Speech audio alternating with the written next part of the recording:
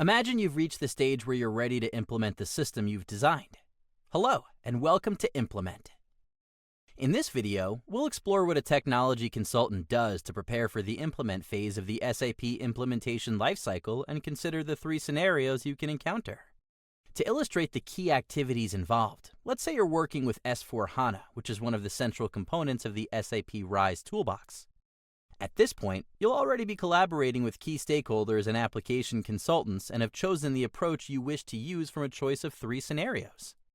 To carry out a system conversion without any major innovation, to implement a brand new system from scratch, also known as a greenfield implementation, or to carry out a system conversion that involves considerable innovation. There are some common features to these, such as the need to consider support and training requirements. However, let's look at each scenario in turn. First, let's look at carrying out a system conversion without any major innovation. In the Explore phase, you assessed the readiness of your existing system and pulled together a to-do list. In our example, you're carrying out an agile implementation and have a product backlog that describes the impact of changes you intend to make and details of what needs to be adjusted to accommodate these changes. Let's say you identified a list of code objects that need to be adapted during the Explore phase. By checking the SAP Roadmap Viewer, you'll see that one of your implementation activities relates to customer code adjustments. Additionally, from the SAP Simplification list, you'll know what will be required to ensure your solution is compatible with the higher version of the software you're converting. However, when you're carrying out a system conversion, you'll have end users who are already familiar with the existing system. Therefore, you need to focus on keeping the system functionality available from an end user perspective, even though some screens and activities will change. And you must remember that your implementation is primarily about making code changes to comply with new software version requirements and making configuration changes to adapt to the new software version.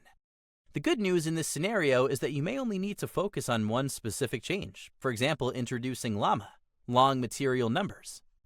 But don't be fooled into thinking this is a quick and easy fix. Bearing in mind the number of places long material numbers are used, there will still be a substantial number of code and configuration changes to be made by your developers and application consultants. Next, let's look at a full greenfield implementation. Here you'll also start with a large to-do list, but in this case, much of your implementation effort may be achieved by applying best practice configuration settings. Nice and easy, huh? The great thing about S/4HANA is that a lot of the configuration can be deployed by automatic processes, where many interfaces are already defined. You just need to connect the dots. However, there's one major difference between a system conversion and a greenfield implementation. With a greenfield implementation, your system has no data, which means you have no content to work with, no customers, no financial information, etc. So data loading procedures will also need to be an aspect of your implementation effort. And finally, remember, you'll have designed extensions in the Explore phase and identified additional SAP tools such as new mobile apps. These extensions and tools will also need to be implemented. Now, let's consider carrying out a system conversion that requires considerable innovation.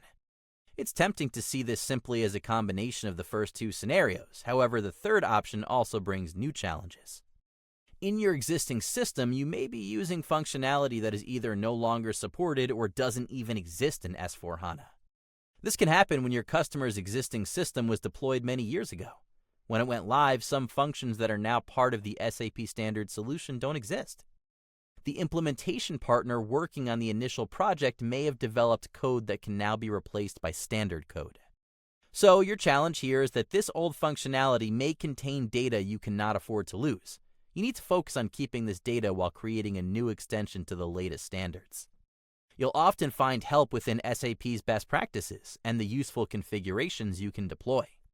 Let's summarize. In this video, we've explored what a technology consultant does in the implement phase of the SAP implementation lifecycle. We've considered the 3 implementation options: carrying out a system conversion without any major innovation, carrying out a greenfield implementation, and carrying out a system conversion that involves considerable innovation. We've also noted that training and support requirements need to be planned for each scenario.